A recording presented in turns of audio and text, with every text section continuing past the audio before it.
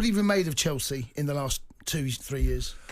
Oh, it's tough to, we've all said what we have to say, obviously, about the club, about the transition, about the players, about the managers come. And first of all, of course, it starts from the owner. It starts from the top. The new owners have come into the club. I don't know them that well. I know Roman really well. I knew what Roman stand for the club. He wanted the club to succeed. Well, that is the most important. I think the owners, they do come into the football club now to it's a bit of a business for them. They're billionaires, they own, a few clubs here and there. And for them, they come in, they want to make more money. But for Roman, it was about how much he loved the club. So I think it should start from the owner. The owners should love the club and want the club to succeed. And that's what Roman wanted. And that's why we were so successful.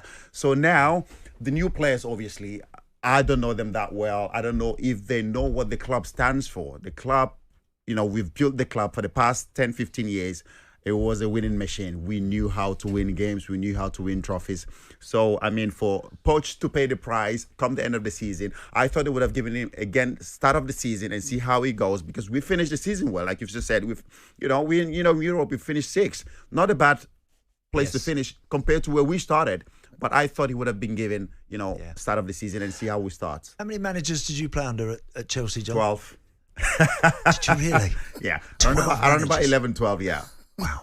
I didn't, I was just thinking in my head there as I was asking that. I wonder how many managers actually John played. There's a few that the big Phil Scolari didn't last a season. Yeah, Scolari didn't last a season. ABB didn't last as well. Yeah. But you've worked out of that 12, some of the very, very best. Some of the very best and some of the most successful.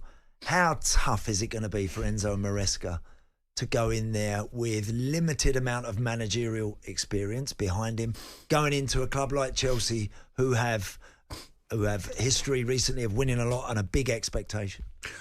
Well, he's got a big.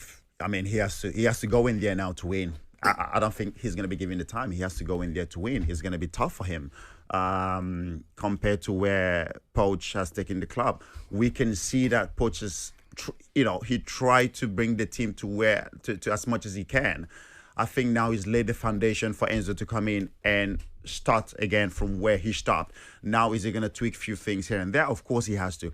But like I've just said, we have to win. It's been 2-3 years now where we haven't won. Chelsea is a winning machine. We know how to win. We have to start winning again. So for him, will he be given the time, 2-3 years, to build his team, to get the team back to where it should be?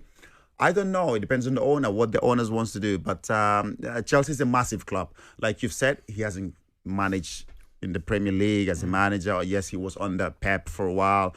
Not a bad place to be, to learn your coaching career. So I think, from how I saw Leicester play, I think he's a good man. The way they play, I love the way they play. So if he can bring that to Chelsea, that'll be good. Yeah. One thing that's going to happen, if Enzo is successful, he's going to have to get the best out of Cole Palmer again, because he has had a stellar season. I don't think, Andy and I were talking in one of the breaks, I don't think anyone saw this version of Cole Palmer yet. I think he surprised a lot of people, including maybe Man City fans, because look, he wasn't going to play at City, and I think the right thing to do was for him to move on to further his career. But he's been, I've got to tell you how good this kid is. He has been wonderful. No, he's been amazing. I think, obviously, he's been the best player so far for Chelsea. I think, he has to get the best out of him. Poch managed to do that. Can Enzo do that? There's a lot of players as well, I think, that Enzo needs to get the best out of.